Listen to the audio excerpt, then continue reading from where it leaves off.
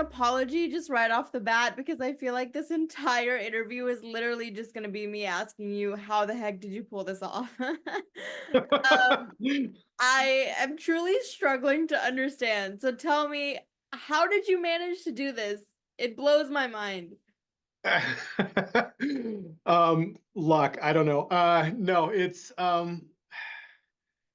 I think it was just honestly, I mean, the easy answer is to say that everybody was super passionate about the project, and we when it first came up, it came through SquarePeg, was the production company with which is Ari Aster's company, who did Hereditary and everything, and with he's partnered up with Lars Knudsen and a couple Tyler, who was our producer on this one through them, and I've done all of their stuff, all of Ari's movies and everything, and so they reached out to me about it and said, hey, we have this crazy, totally unique kind of project that's come across our desk, and would you take a look at it? And it's about a clan of Sasquatch, and it's almost like a nature documentary, but at feature length. And this was right at kind of as things were starting to open up again from COVID, and they were like, it's a small, tiny crew. It'll be out in the middle of the actual Northern California redwoods in Bigfoot country, Humboldt County there, and it's just completely unique. And I was like, say no more, and it's like, no, we'll show you we have the little script and everything, just take a look at it. And I was like, say no more, I'm on board. And it was just the idea of making four characters that aren't just what we do is tends to be dead bodies and aliens that kind of pass by in the background and in sci-fi shows and that sort of thing. And this was an opportunity to carry a movie entirely, every frame of it, with these four characters. And why wouldn't we want to do it? So it was just kind of, as I said, the easy answer is we were all just passionate about the idea of it. And then hopping on the calls with David and Nathan, who directed it, and Nathan is the Alpha Sasquatch as well. They've been fans of the Bigfoot lore since they were little kids, and so they kind of had an idea of what they wanted. And I was a big fan, doing what I do, of Harry from Harry and the Hendersons. Mhm. He's always been kind of one of my favorite kind of movie character monsters. And what I liked about him was not just the look, but also the fact that he is actually a character as opposed to just a monster in a movie.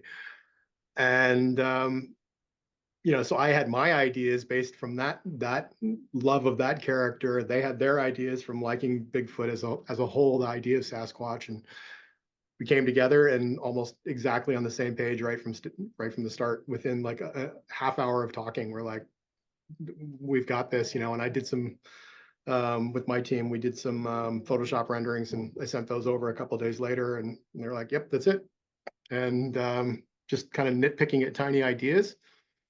And then 2 years of financing, trying to get the thing actually off the ground. Yeah. And then ultimately, when the time came, and I'd been saying, oh, we're going to need 3 months to prep this. And it was on and off, on and off, on and off for, like I said, about almost 2 years with the financing elements of it. And then finally, when it came, it was like, we're going to camera in 6 weeks. So it was just bring all the experience to the table, and the fact that we just all really wanted to kind of make this thing that's so unique. What I found so beautiful about it, and dare I say, like, life affirming, is that it's like basically the human experience through what we would call quote unquote a monster. And that's what I found so impressive about the hair, or the hair and makeup and all of the construction, is like Mhm. they're able to emote and live and breathe and move in these sort of get-ups. How did you enable that to happen? Yeah, I mean, it's bringing a lot of experience to the table with 30 years on my part almost of prosthetics and stuff, and having the good team that I have, and then friends that I've met over the years that I was like, hey guys, this is what it is. And everybody was just into the idea of, again, of having four characters that carry an entire movie versus just something in the background that passes by. Yeah. So we kind of brought the experience to the table.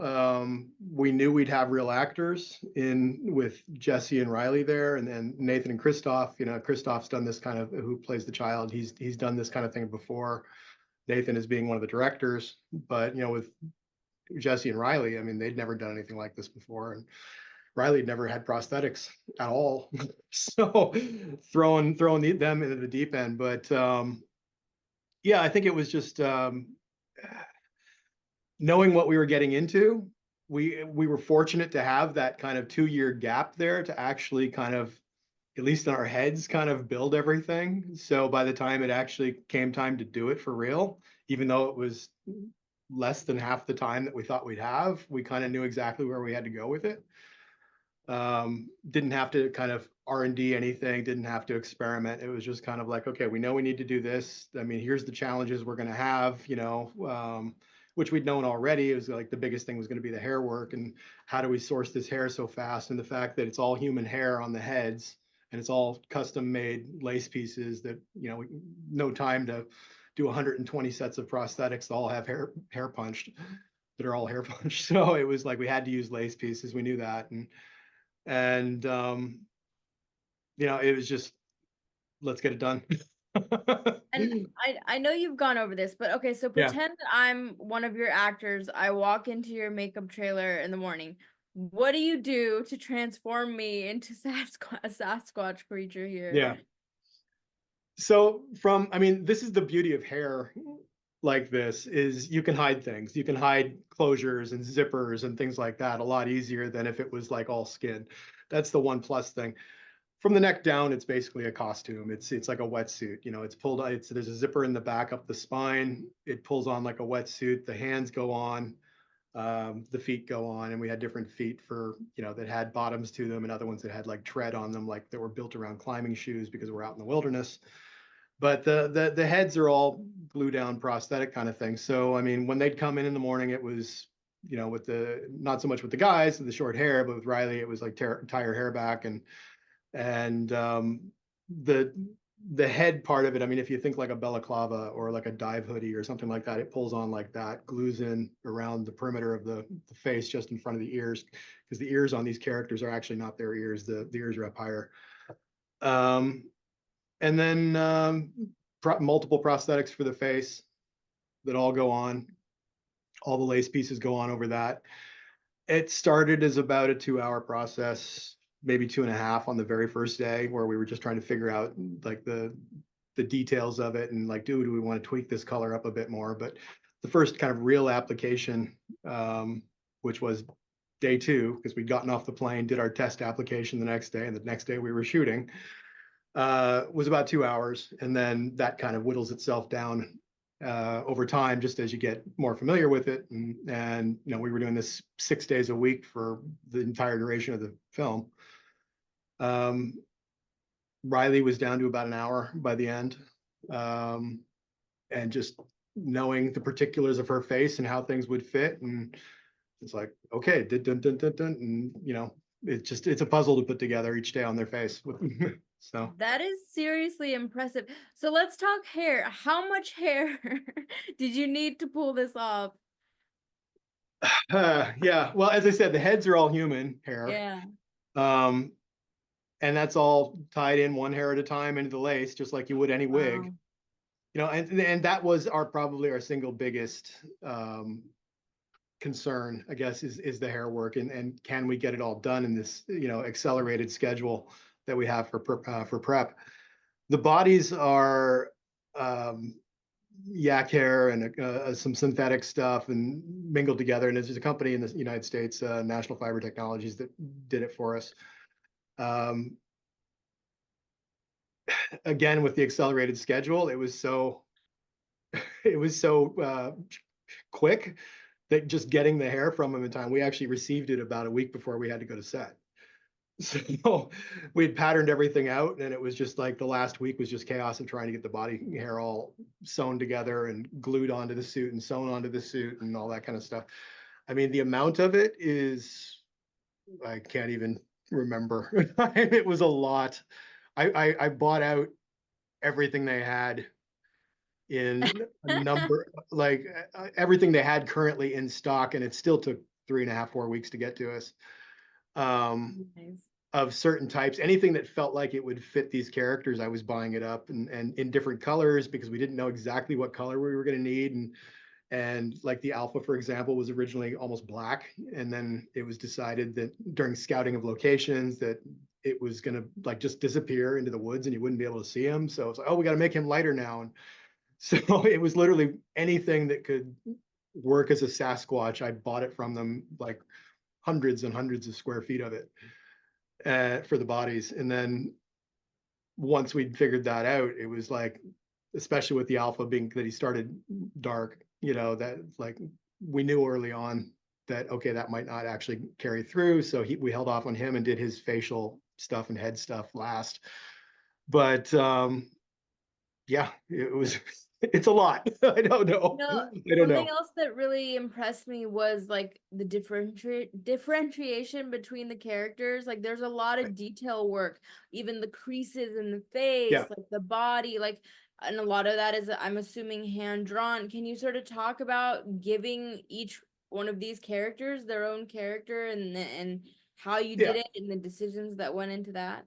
Yeah, I mean, in the script, they all had kind of distinct personalities, and that was something that when David and Nathan had put the script together, I mean, they'd written these characters to have these certain personalities, and knowing how they were going to be, like knowing that Riley was going to be the lone female character who was just kind of basically kind of trying to hold the group together and keep them alive while the guys are off doing their being stupid, and it was kind of she's going to be that one who's kind of battered and broken down and and is just kind of resigned to her fate of like this is my life and the unfortunate stereotype of the broken wife almost that's just resigned to this is my life and I have to get through it and so we knew that was going to be that character. We knew that Christoph's child character was going to be kind of the curiosity character, that he was going to be looking at everything. So with him, it was like the facial structure, especially around the eyes. We made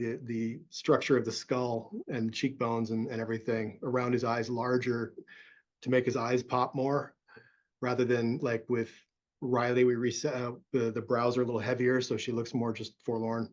But by giving that wider structure, it brings out kind of almost a sense of curiosity in his face. So each one was deliberately thought out. Like Nathan's kind of the stereotypical Sasquatch that you see in a horror film or a beef jerky commercial or whatever. He's just kind of the angry brute. And so making the brows a little heavier and giving him a little bit of a like a inward tilt, like an angry brow kind of thing, and that sort of thing. And of course all the crazy whacked out hair jobs that he gets when he's on mushrooms and all of his when he's tripping and vomiting and doing all of his vices. Um, but yeah, I mean there was deliberate structure put into the sculptures, the faces in particular, that just kind of went with the personalities that we knew each one would have, and then how each performer was going to play that character. So I read an interview with you when you said this movie is a love letter to like practical makeup and effects.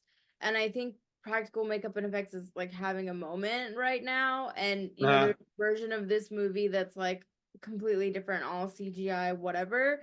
yeah. So like what does it mean to you to be able to like do your art on this scale, have it be recognized, and know that like a movie like this can exist and has support and has passion behind it?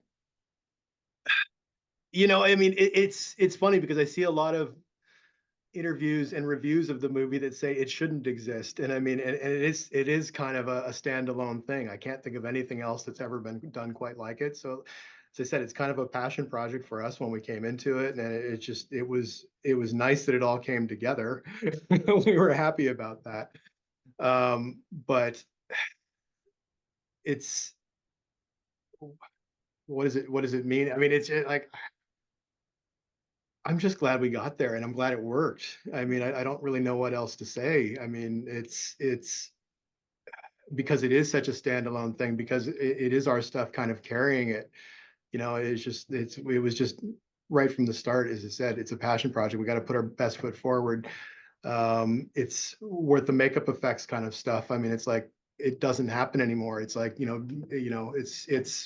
it's all put into the background. It's again, it's like the aliens passing by in the background of a sci-fi show, and maybe here and there you'll get one that kind of stands out, but it never happens that it carries a movie, and certainly not this type of a movie where you're in every single frame of it. And if what you're doing doesn't work, the movie doesn't work. So in that context, I mean, I think we're just kind of patting ourselves on the back that it actually worked. How But many times during the filming did you have that feeling of like, oh God, this isn't gonna work? Or once you were filming, did you feel like, okay, we got this? Like, were there any panic moments? I don't. Our panic moments came with the maintenance of it, because it is an independent film, and it's not $100 million Hollywood studio picture that has, we use new prosthetics every day, but we don't have 10 backup suits if something happens to it. And so our panic was more getting through the day to day of just trying to keep the things together, and heading off ideas that, because I mean, some of it's on paper, but some of it was kind of improv of what the actions were going to be. And it's like heading off some ideas that were like, if you do that, you're risking the suit, and you may not And have I should something to and shoot. I should say your characters like go through a lot. There's a lot that Yeah. happens. Some of it is, to be honest, a little bit gross. So Yeah. like the fact that you were able to manage all of that. Yeah. And that's what I was getting to, was the just the fact that, it was a conversation I was having probably once or twice a week during the shoot of like, if we do that, you're risking your suit. Inevitably, the conversation always would end as, yeah, let's do it anyway, and it would be like, oh God, what's going to happen? So our panic again was during the filming. It wasn't, are these things going to work? We knew they worked by then. We knew after the first day that they were going to look good.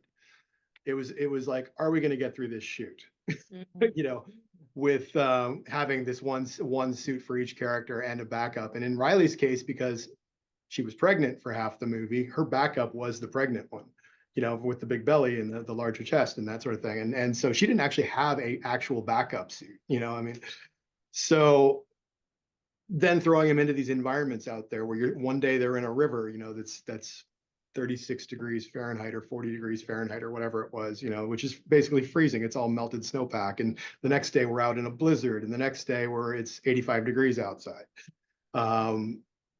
And roll around in gravel, submerge them in the water, go make snow angels, whatever they're going to do. I mean, it was like, if you're not supposed to do it, we did it.